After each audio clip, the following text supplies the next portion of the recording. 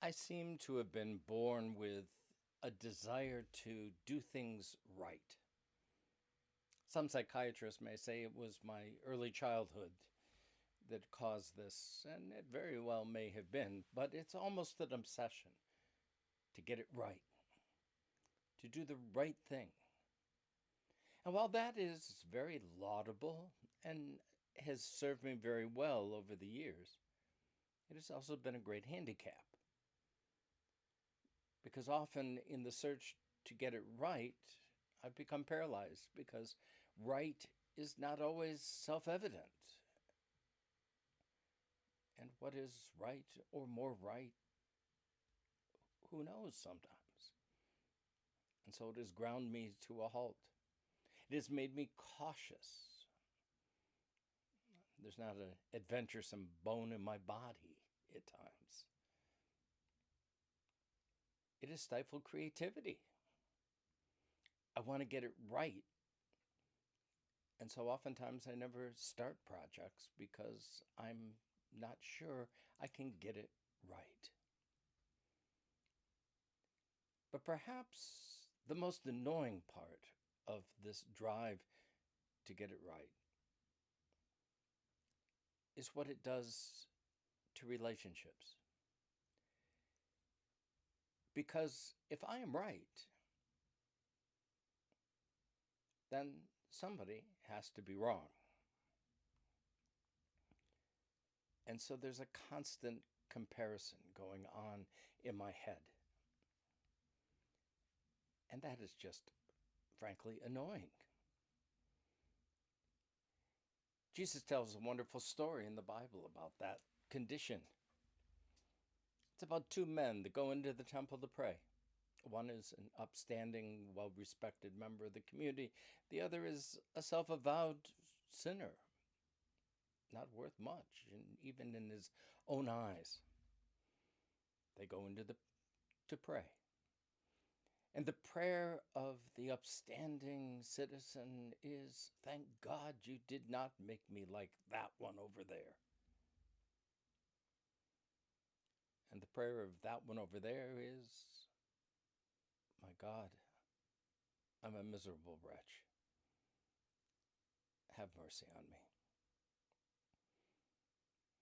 Now, Jesus wants us to choose between the two. And we do that, I think, when we hear that story and we know who we want to be seen as. But the minute we do that, what we end up doing is saying, thank God I'm not like that arrogant, upstanding citizen. I get it right. I'm a poor, miserable wretch. And when we do that, we've missed the whole point.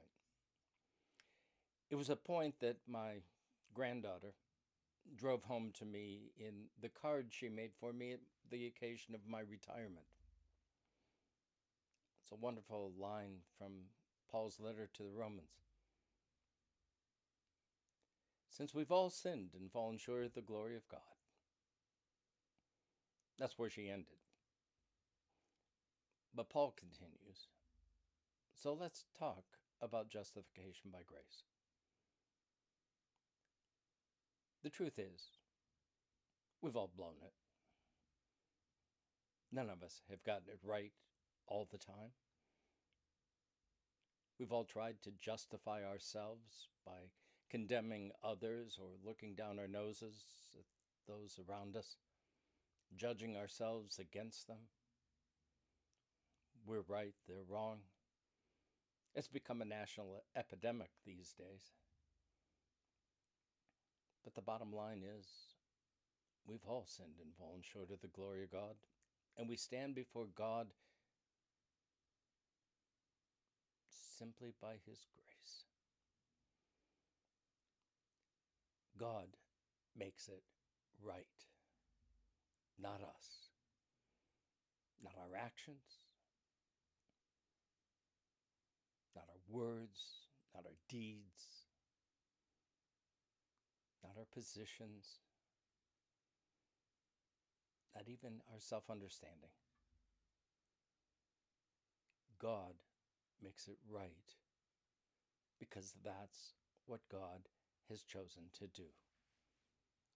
And as confusing and confounding as that is for us as human beings, that is the God who offered God's self on the cross, that we might be made right with God. Not us, but God. And for someone that needs to get it right, that's gospel. That's good news. That's freeing. Because I don't have to worry about getting it right all the time. Nor do I have to look down my nose at somebody that gets it wrong. Maybe that would serve us well these days. A little humility before God and each other. For God has gotten it right. May we do so as well.